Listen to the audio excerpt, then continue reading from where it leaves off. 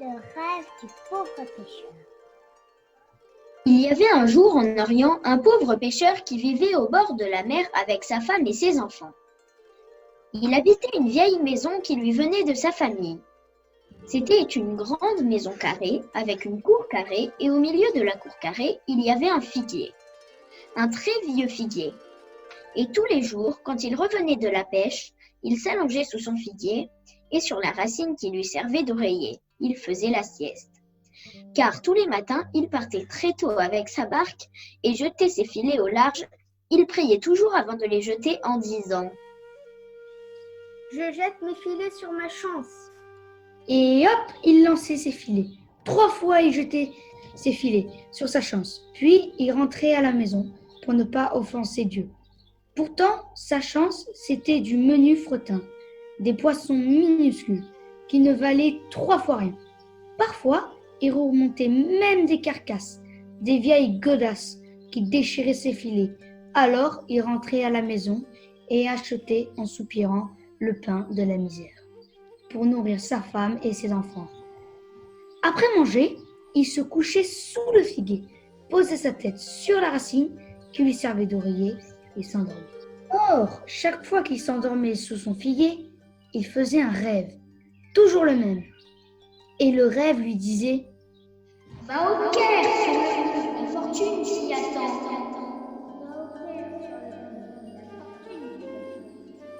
Va au Caire, sur le fond, la fortune t'y attend. » Et le lendemain, l'homme allait en mer, jetait ses filets sur sa chance, ramenait du menu fretin, achetait le pain de la misère, s'endormait sous son figuier, et toujours le même rêve revenait, lancinant, insistant. « Va au Caire, sur le pont, la fortune t'y attend. » Va au Caire, sur le pont, la fortune t'y attend. Va au Caire, sur le pont, la fortune t'y attend. Et ainsi, tous les jours, il rêvait qu'il était riche et se réveillait pauvre. Un jour, il n'y tenait plus. Il dit à sa femme « Ma femme, je crois à ce rêve. Il me faut partir au Caire. Pourras-tu te débrouiller toute seule pendant quelque temps ?» Mon aimé, ce n'est pas moi qui t'empêcherai de vivre tes rêves. Si tu y crois, tu dois y aller voir. Il y a les voisins. Nous saurons bien nous arranger. Dès que possible, il s'est joint à une caravane qui passait et il est parti. Ils ont voyagé longtemps. Ils ont traversé le désert et sont arrivés au Caire. Tout le monde s'est installé au caravansérail jusqu'à la porte de la ville pour se reposer. Mais lui, non. Il voulait voir s'il y avait le pont comme celui de son rêve. Il a couru tout de suite en ville, malgré la fatigue. C'est grand le Caire. Et tout à coup, il l'a vu. Là, en bas de la rue, il y avait un pont. Un pont exactement comme celui de son rêve. Le pont de son rêve, là, devant lui. Alors lui courut encore jusqu'au pont. Il s'est planté en plein milieu et s'est dit « Voilà, maintenant, la fortune peut venir. » Et il a attendu. À chaque personne qui passait, il se disait « C'est la fortune !» Et il s'apprêtait à l'accueillir. Mais non, la personne passait. C'est tout. Bon, il ne se décourage pas. Une autre personne passe. Ah, voilà ma fortune. Non, elle ne fait que passer. Et ainsi toute la journée. À la fin du jour, il a bien compris qu'il s'était trompé. Il s'est dit « Mais non, ce n'est pas ça. Je dois sans doute dormir sur le pont et je ferai un rêve qui me dira où est ma fortune, voilà. » Et, très sûr de lui, il se couche, là, sur le pont, et s'endort, comme une masse à cause de la fatigue du voyage. Il est réveillé le lendemain matin par des coups de pied dans le thorax.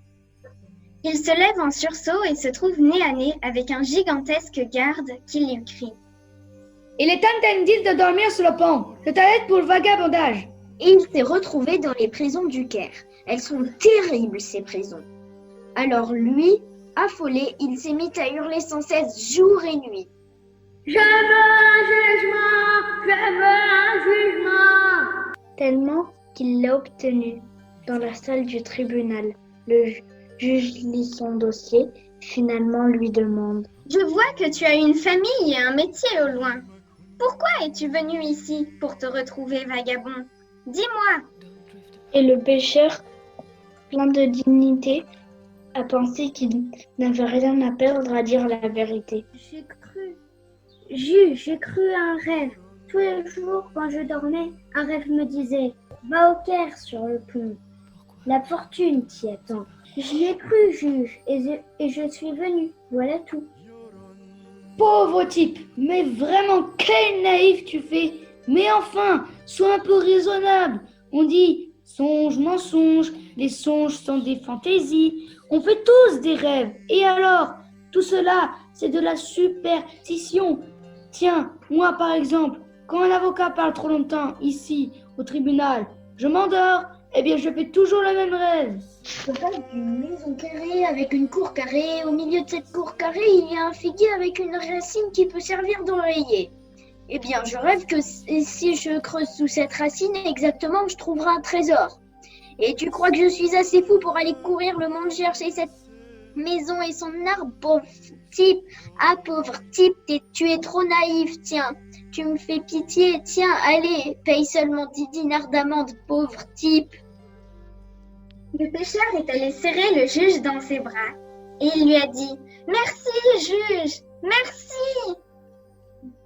Le juge n'a pas très bien compris pourquoi il était tant remercié pour une amende de 10 dinars.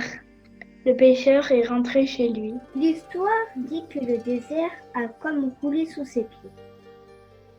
Enfin, il est arrivé devant sa maison carrée. Il est rentré dans sa cour carrée. Il a regardé son figuier. Il a souri avec tendresse. Et enfin, il est allé chercher une pelle et une pioche et il a creusé. Il a trouvé un trésor. Un trésor énorme. Plus grand que tout ce qu'il pouvait imaginer. Plus grand que tout ce qu'il pouvait rêver. À la suite de cette histoire, quelquefois, les sages de rien disent qu'il faut parfois aller bien loin pour connaître le trésor qui est en soi.